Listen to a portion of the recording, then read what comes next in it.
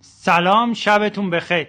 11 روز بعد از آخرین جلسه محاکمه تتلو، قضات شعبه 26 دادگاه انقلاب تهران حکم مجازات این خواننده جنجالی را صادر کردند. من محمد غمخوار، خبرنگار حوادث، در گفتگو با خانم رحیمی‌فر وکیل مدافع تتلو جزئیات این حکم رو بررسی کردم. پس با من همراه باشید. سلام عرض میکنم. خانم رحیمی‌فر، شنیده شده حکم موکلتون صادر شده. این موضوع صحت داره؟ سلام، وقتتون بخیر باشه. بله، حکمشون صادر شده و ابلاغ شده. میشه اشاره به جزئیاتش کنید؟ ببینید، قبلا هم عرض کردم که به لحاظ رعایت قبطه موکل موظف هستم که از ذکر جزئیات در واقع پرهیز بکنم، اما به صورت حالا مختصر و کلی بخوام عرض بکنم، آرای صادره از مراجع مختلفی صادر شده و بعضا سنگین و سبک هست. فعلا هم قطعی نشده، اما شامل حبس‌های طولانی مدت، کوتاه مدت و مجازات‌های تبعی و تکمیلی هست.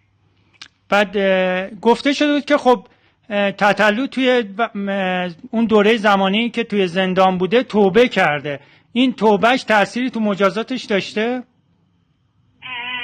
ببینید، توبه شرایطی داره در قانون که باید برای قاضی احراز بشه. به نحوی از اینها امیدوار هستیم که در صورتی که در مرجع برتر این موضوع رو بعد از اتخاذ تصمیم با موکل در واقع بخوایم ادامه بدیم، جهت کمک به موکل و صدور آرای مناسب‌تر به حال موکل توسط قضات محترم موضوع احراز بشه. بعد خود تتلو الان از حکمش باخبر شده؟ بله، مطلع هستن ایشون. واکنشش چی بوده؟ واکنش خاصی فعلا نداشتن و در حال بررسی و مشورت هستیم که تصمیم نهایی رو بگیریم که ادامه روند پرونده به چه صورتی باشه. یعنی الان تصمیم قطعی گرفته نشده که به این حکم اعتراض میکنید یا نه؟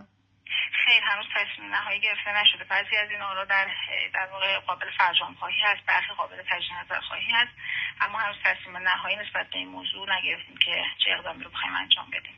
خیلی ممنون. مرسی از اینکه این وقت شب وقت گذاشتید تو این گفتگو شرکت کردید. سلامت باشید. متشکرم. ممنون از شما. سلامت باشید. خدا نگهدار. شبتون بخیر. خدا نگهدار. خدا نگهدار.